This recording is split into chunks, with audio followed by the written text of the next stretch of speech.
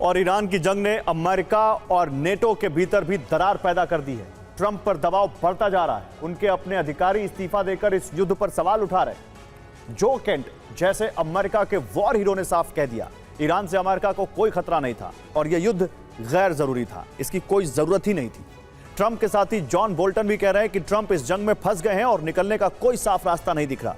Europe के देश भी ट्रंप से किनारा कर रहे हैं। यूरोपीय यूनियन का कहना है कि इस जंग से सिर्फ रूस को फायदा हुआ है। ट्रंप को सबसे बड़ा झटका तब लगा जब नेशनल काउंटर टेररिज्म सेंटर के प्रमुख जो केंट ने अपने पद से इस्तीफा दे दिया।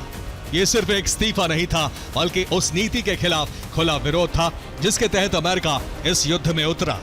मैं ईरान के खिलाफ शुरू किए गए युद्ध के खिलाफ हूं। इस युद्ध की अमेरिका को कोई जरूरत नहीं थी। ईरान अमेरिका के लिए कोई सीधा खतरा नहीं था।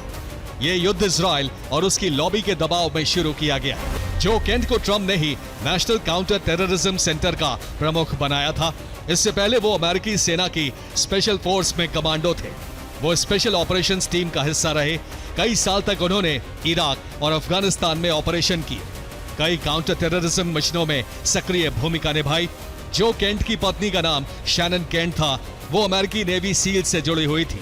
वो खुफिया और निगरानी ऑपरेशन से जुड़ी थी। साल 2019 में सीरिया में एक आत्मघाती हमले में उनकी मौत हो गई। उन्होंने जो केंट को सुरक्षा के मामले में कमजोर बताते हुए उनके जाने को सही ठहरा दिया।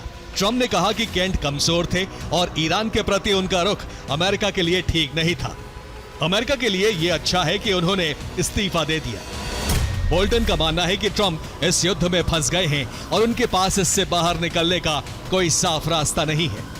बोल्टन ने कहा कि ट्रंप इजराइल के दबाव में हैं और वो उनकी जंग लड़ रहे हैं। और ट्रंप अरब युद्ध में फंस गए। सेनेटर जॉन बोल्टन साफ कह रहे हैं कि ट्रंप दबाव में और उनके पास इस जंग से बाहर निकलने का कोई साफ रास्ता नहीं है, कोई रोड मैप नहीं।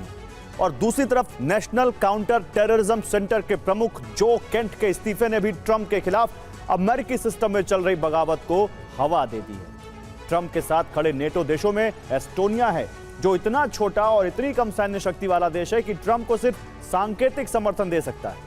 यूरोप की बड़ी ताकत जैसे ब्रिटेन ने भी सीधे युद्ध में उतरने से वो बच रहा है।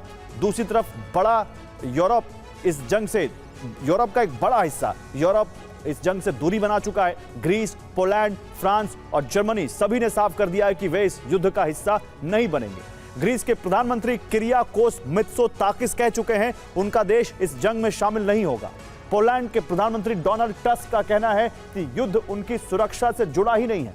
फ्रांस के राष्ट्रपति इमैनुअल मैक्रों साफ शब्दों में कह चुके हैं कि फ्रांस इस युद्ध में शामिल नहीं होगा और अपने फैसले अपने हिसाब से लेंगे, किसी के दबाव में नहीं लेंगे। यानी यूरोप बढ़ चुका है और अब हालात ये हैं कि नेटो के अंदर ही दरार दिख रही है। डोनाल्ड ट्रंप कह रहे हैं कि उन्हें नेटो की जरूरत नहीं है और दूसरी तरफ अमेरिकी सेनेटर लिंडसे ग्राहम चेतावनी दे रहे हैं कि अगर नेटो देशों से सहयोग नहीं मिला तो इसके परिणाम गंभीर होंगे।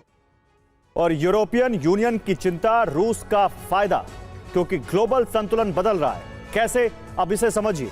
यूरोपीय संघ की विदेश नीति प्रमुख काया कलास ने कहा है कि अगर यह युद्ध लंबा चला तो इसका सीधा फायदा रूस को होगा।